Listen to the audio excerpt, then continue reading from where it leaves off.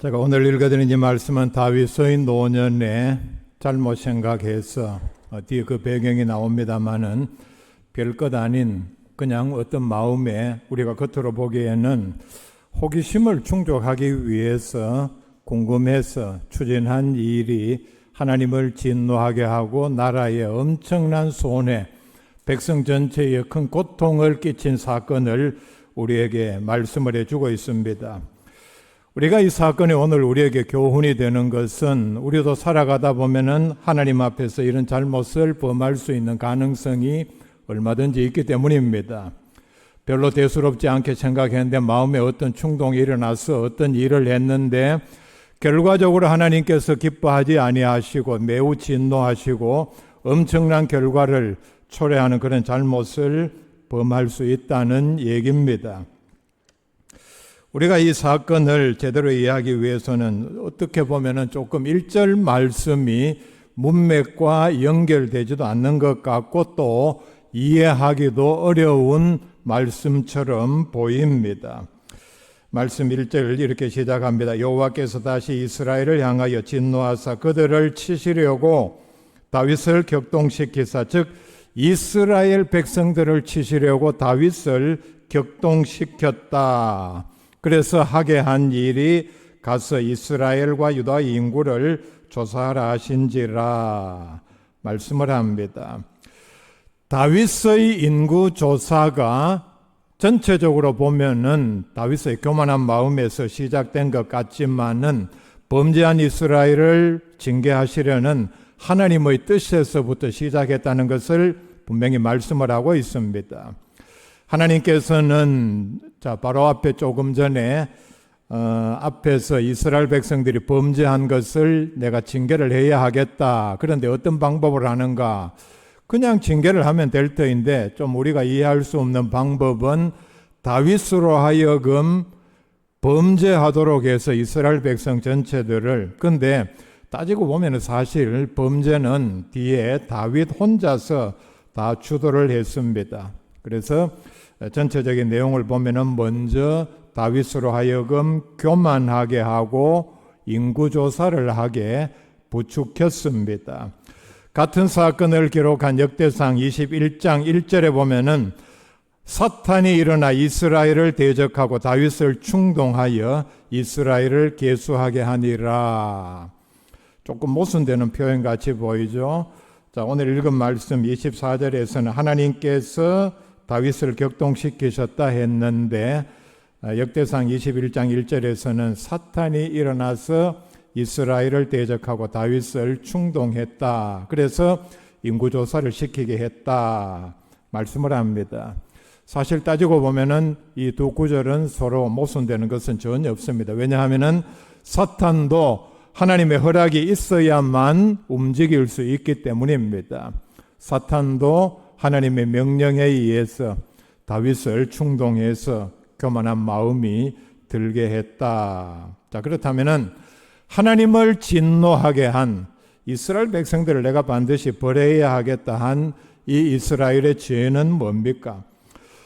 자, 24장에서 제가 말씀을 읽어드렸는데 앞에 15장에 보면은 압살롬의 반란이 있었습니다. 그리고 20장에서 불량배 세바가 반란을 일으켰습니다. 그런데 두 건의 반란이 일어났을 때에 굉장히 많은 이스라엘 백성들이 하나님께서 기름 부어 세우신 다윗 왕을 반역하고 반역을 일으킨 매우 악한 그리고 불량배인 이 압살롬과 세바를 따랐다 말씀을 합니다. 20장 1절과 2절 말씀 한번 보시기를 바랍니다. 20장 1절은 이렇게 시작합니다. 마침 거기에 불량배 하나가 있으니 그 이름은 세바인데 선동을 해서 반란을 일으켰습니다. 반란을 일으켰을 때에 참 불량배라면 형편없는 사람이죠. 이게 일반적인 백성들의 민심을 그대로 보여주는 대목입니다. 불량배가 반란을 일으키고 백성들을 선동하자 2절에 보면은 이에 온 이스라엘 사람들이 다윗 따르기를 그치고 올라가 비그리의 아들 셰바를 따르나. 거의 많은 북쪽의 이스라엘 사람들은 다윗 왕을 버리고 셰바를 따랐다 말씀을 합니다. 자, 이런 배경을 가지고 이제 하나님께서는 이들을 벌하시기로 작정을 하시고 2절에 본격적인 사건이 이렇게 일어납니다. 이에 왕이 그 곁에 있는 군사령관 요압에게 이르되 너는 이스라엘 모든 지파 가운데로 다니며 이제 단에서부터 브엘셰바까지 즉 전국을 다 다니면서 인구를 조사하여 인구가 얼마인지 내게 보고하라. 다윗은 먼저 교만한 마음이 들었다고 했죠. 그래서 어떤 생각이 들었는가 하면은 노년에 분명히 하나님의 은혜로 주변 나라들을 정복하고 나라에 평화가 왔고 이제 주변의 나라들부터 조공을 받으면서 하나님께서 주신 평안을 누리자 마음에 교만한 생각이 들었습니다. 이게 바로 사탄의 충동입니다. 뭐냐? 나의 나라의 국력이 얼마나 되느냐? 군사력이 얼마나 되는가? 나의 군사력이면은 주변 나라들과 비교해서 어느 정도 우위에 있는가 하는 것을 알아보고 싶은 마음이 있었습니다. 군사력이 얼마냐? 자, 왜 이 말이 이 표현이냐 하면은 2절에 보면은 인구조사 백성의 숫자를 내게 보고하라 했는데 인구조사를 다 하고 난 다음에 9절에 보면은 보고를 할 때에 칼을 빼는 자라고 분명히 표현을 했습니다. 그렇다면은 이스라엘 전체 인구 가운데서 특별히 지금 당장이라도 전쟁이 일어나면은 칼을 가지고 나갈 수 있는 군사의 숫자가 얼마냐 하는 게 바로 다윗이 염두에 두었던 군사력의 숫자입니다. 이걸 알아달라고 책임자인 요압에게 명령을 내렸습니다. 그런데 요압은 마음으로 바로 이 다윗의 속마음을 알아차렸습니다. 그래서 이렇게 권면을 합니다. 마음속에 어떤 생각이 들었는가 하면은 왕이 이렇게 나라의 평안을 누리고 하나님의 은혜로 나라가 강성해졌음에도 불구하고 하나님을 의지하기보다는 군대의 숫자를 지금 더 의지를 하고 있구나. 그래서 왕을 사랑하는 마음으로 적극적으로 만류를 합니다. 만류하는 내용이 충언이라 해도 좋고 충고 또는 제가 제목에서는 권면이라 표현을 했습니다. 이렇게 권면을 합니다.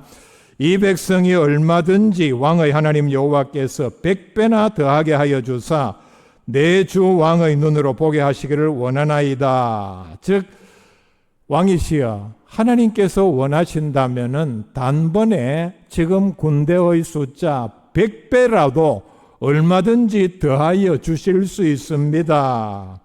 그런데 그 하나님을 믿지 못하고 어찌하여서 직접 군사의 숫자를 헤아려 보고 그 숫자로 마음의 위안을 얻으려 하십니까?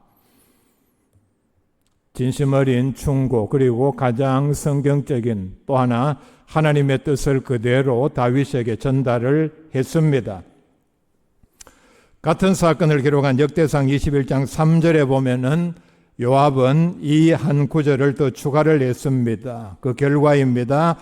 어찌하여 이스라엘이 범죄하게 하시나이까? 이 일은 왕만 하나님 앞에서 책망받을 일이 아니라 이스라엘 백성 전체가 하나님의 엄청난 진노로 말미암아 큰 벌을 받을 일입니다.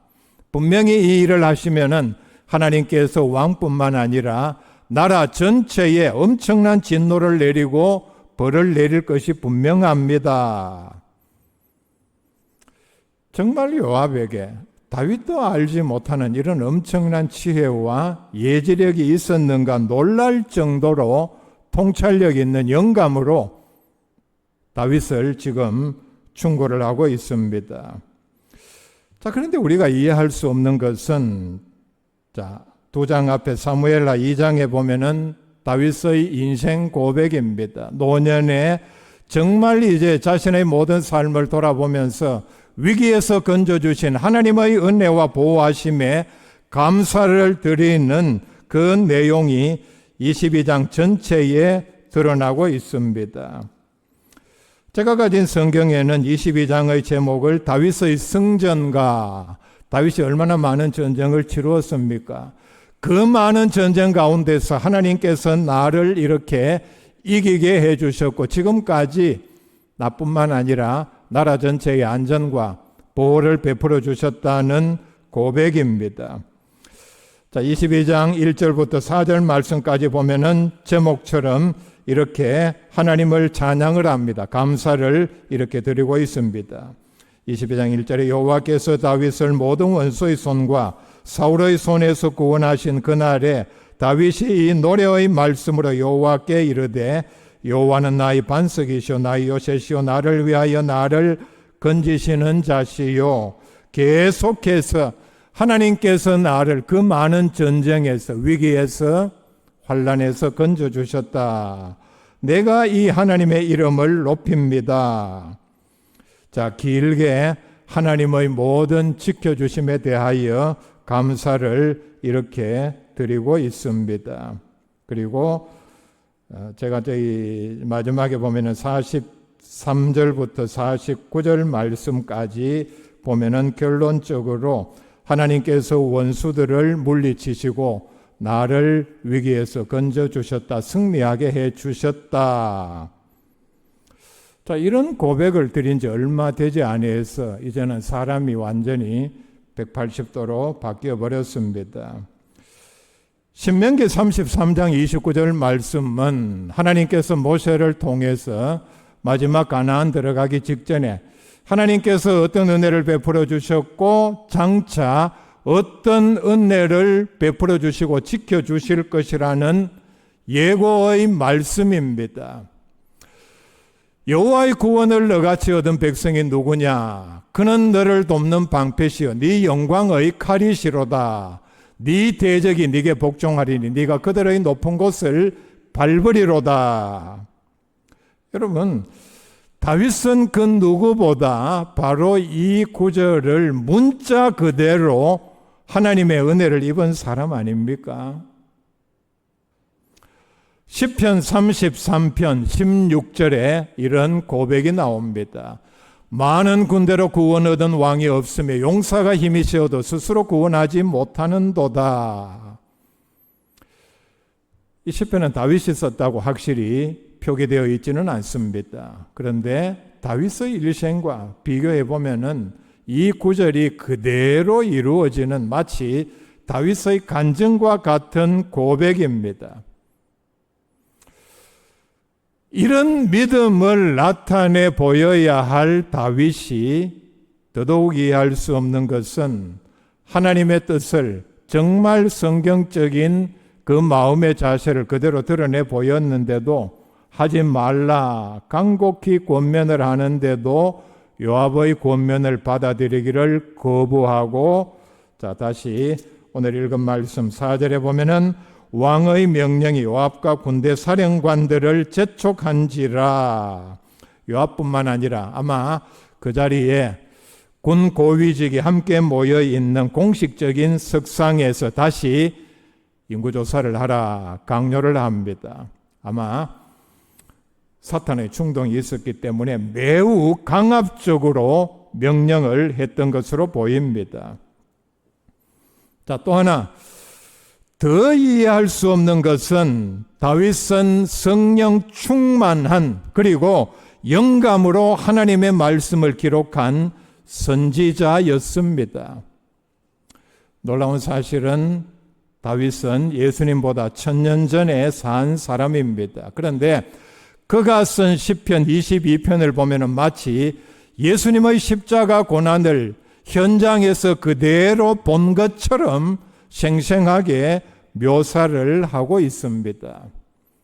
얼마나 놀라운 영감 그리고 성령 충만한 사실입니까? 그리고 앞에서는 보면은 매사에 하나님께 묻고 하나님께서 응답하셨고 구체적인 전쟁을 하는 방법까지 언제 공격해라, 어떻게 해라 알려주셔서 그 방법으로 승리를 얻은 사람입니다.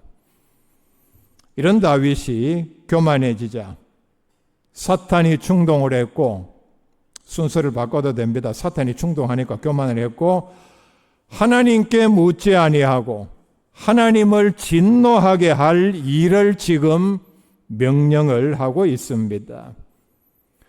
만약에 지금 이 자리에 사무엘이 지금까지 살아 있어서 다윗을 책망했더라면은 제 생각입니다. 하지 않았을 것입니다. 사무엘이 어떻게 다윗에게 호통을 쳤겠습니까? 아주 강력하게 직설적으로 호통을 쳤을 것으로 추측을 합니다. 제가 한번 표현해 보겠습니다. 왕이시여 미쳤습니까?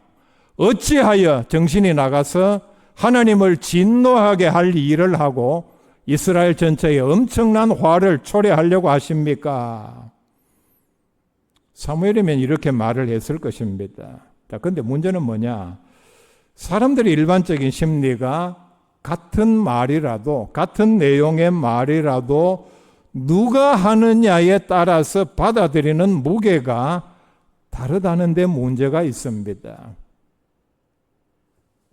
자, 문제는 자신이 하찮게 생각하는 요압이 그런 권면을 했기 때문에 무시한 것으로 우리가 일반적으로 그렇게 생각할 수 있습니다. 왜냐하면 요압은 다윗이 보기에 군인입니다. 자기 부하였습니다. 평생을 자기 부하로 있으면서 전쟁만 한 장군입니다. 그런데 다윗이 보기에 생생히 기억을 하고 있었는데 요압에게 어떤 치명적인 잘못이 있었는가 하면은 이전에 순전히 개인 감정으로 경쟁심과 시기하는 마음으로 세 사람을 죽였습니다. 다윗은 이 사실을 똑똑히 기억을 하고 있었습니다. 사무엘하 3장에 보면은 아브넬을 그냥 개인적인 복수심으로 죽였습니다. 사무엘하 18장에서는 죽이지 말라는 다윗의 엄명을 어기고 나무에 매달려서 무방비 상태로 있는 다윗의 아들 압살롬을 죽였습니다. 그리고 20장에는 보면은 속임수를 써서 아마사를 죽였습니다. 제가 간단하게 설명을 했는데요. 이 세 사건 모두가 다 보면은 명백한 살인입니다. 전쟁을 하다가, 물론 압살롬은 전쟁을 하다가 죽였습니다. 그런데 머리채가 나뭇가지에 걸려서 꼼짝 못하고 매달려 있는, 그리고 분명히 다윗은 압살롬은 죽이지 말라 명령을 했습니다. 자, 이런 전력이 있고 그 다음에 평소에 아는 요압은 그냥 충직하고 무식한 군인 정도로 치부했을 것입니다. 속으로 이렇게 생각했겠죠. 니깐 놈이 뭐 칼이나 쓸 줄 알지.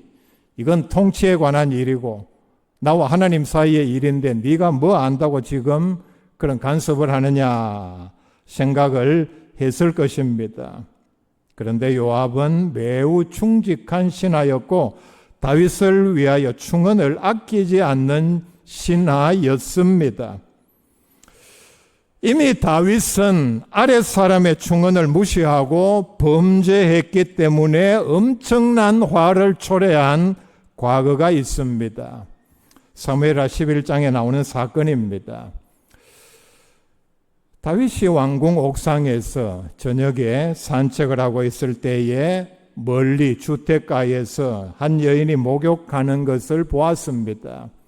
멀리서 보니까 매우 아름다웠습니다. 그래서 관심을 가지고 신하 가운데 한 사람을 보내서 누군지 알아보게 했습니다. 알아보고 난 다음에 답변을 이렇게 합니다. 그는 우리아의 아내 밧세바가 아니니까. 누구라고만 얘기한 것이 아니라 우리아의 아내 밧세바라고 분명히 그리고 강조해서 아니니까. 이 말의 뜻이 뭡니까? 왕이 무엇이 부족하여서 지금 남의 아내를 그렇게 탐을 냅니까? 하는 간접적인 경고의 표시가 이 말 가운데 들어 있었습니다. 신하가 이렇게 말했다면은 부끄러움을 느끼고 그만뒀어야죠. 알아들어서 했다는 얘기입니다. 그런데 그 어떤 간접적인 충고, 권면을 무시하고 범죄한 결과 나라와 자기 가문에 치명적인 돌이킬 수 없는 고통과 수치를 당했습니다. 오늘 나오는 이 사건도 마찬가지입니다. 다윗과 요압은 모든 면에서 비교가 되지 않습니다. 믿음, 영감, 용기, 하나님과 대화하는 기도 응답을 받는, 그리고 그의 지식과 경륜은 요압과는 비교도 할 수 없는 위대한 사람입니다. 그런데 이런 사람이 말을 하지 않아도 알만한 사실을 말을 해줘도 알아듣지를 못했다는데 치명적인 그의 잘못이 있습니다. 이게 바로 인간의 한계요, 인간이 가진 모순입니다. 그런 경우가 있죠. 사람이 무엇에 정신이 홀리면은 아무리 전문가라도 자기가 하는 일에 지나가던 초보자가 봐도 뻔한 잘못인데 얘기를 해줘도 알아듣지 못하고 듣지 않으려 하는. 근데 놀라운 사실은 성경 민수기 22장에 보면 하나님께서는 거짓 선지자 발람이 잘못된 길로 갈 때에 나귀의 입을 열어서 말을 하게 해서 바로 잡으려 했다는 사실을 설명을 하고 있습니다. 무슨 뜻이냐? 하나님의 뜻을 전하는 데는 그 사람이 어떤 사람이냐 하는 게 전혀 중요하지 않다는 얘기입니다. 이런 말을 많이 하죠. 메시지와 메신저의 문제, 즉 어떤 사람이 어떤 메시지를 전했습니다. 어떤 내용. 자, 누가 이런 말을 하더라, 아니면 이런 일이 있었다, 아니면은 어떤 사실을 말하고, 아니면은 누가 잘못됐다, 이런 말들을 할 때에, 자, 그 내용을, 자, 특별히 성경적인 관점에서는 그 내용 자체를 귀하게 생각하고 받아들여야 하는데, 메시지가 아니라 메신저에 주목을 합니다. 소식을 전하는 사람, 그 사람이 누구냐? 너 과거에 이런 사람 아니냐? 이런 쪽으로 관심을 돌려서 정말 귀한 메시지임에도 불구하고 메신저 탓을 하고, 그래서 메시지를 무시해버리는 전형적인 결과가 바로 오늘 이 사건입니다. 자, 결국은 다윗은 요압의 이 메신저의 어떤 결함 때문에 메시지를 무시하고 5절 말씀에 보면 전국에 걸쳐 인구조사를 명령을 합니다. 8절 말씀에 보면 인구조사 전체를 하는데 10달이 걸렸다 말씀을 합니다. 그리고 그 결과는 9절에 보면 이스라엘 전체 군대의 숫자는 130만 명이다. 근데 10절에서 놀라운 말씀을 합니다. 인구조사가 끝나자마자 잘못을 깨닫고 다윗은 자책을 하고 회개하기를 시작을 합니다. 참 이 대목도 우리가 다윗의 입장에서 보면은 참 이해하기가 어려운 내용입니다. 3절에 요압의 만류 이후에 가장 기본적인 내용을 깨닫는데도 10달이나 걸렸다는 사실은 참 이해하기가 어렵습니다.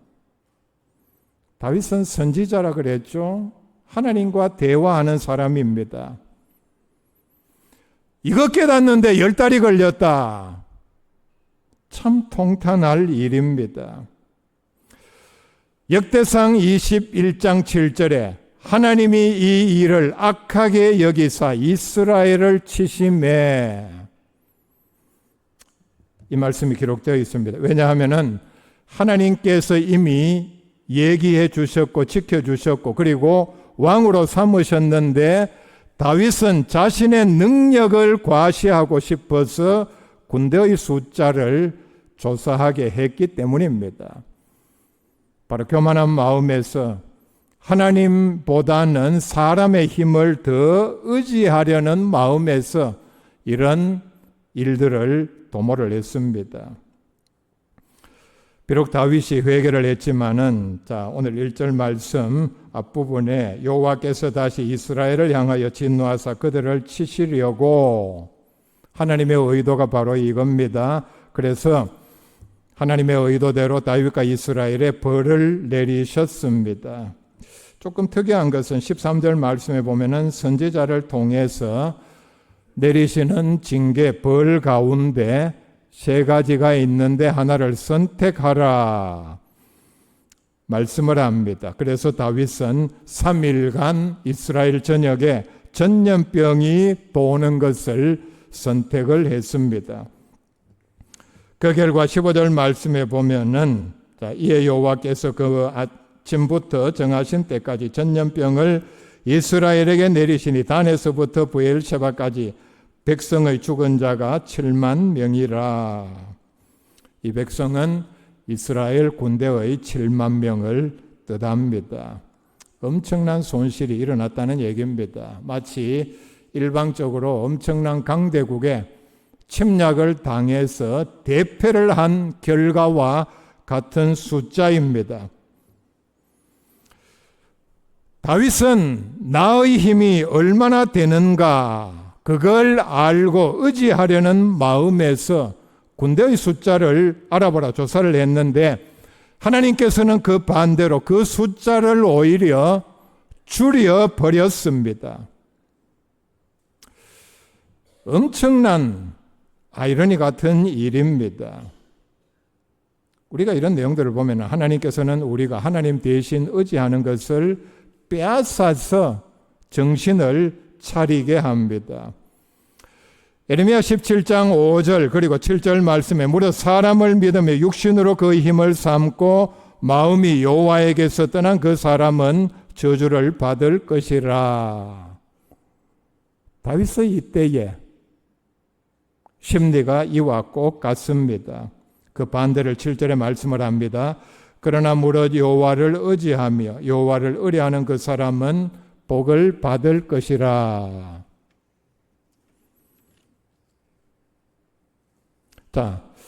처음부터 하나님만을 전적으로 의지하는 믿음으로 요압의 권면을 들었으면은 자기의 귀한 생명, 힘의 원천인 7만 명이 죽는 고통은 없었을 것입니다.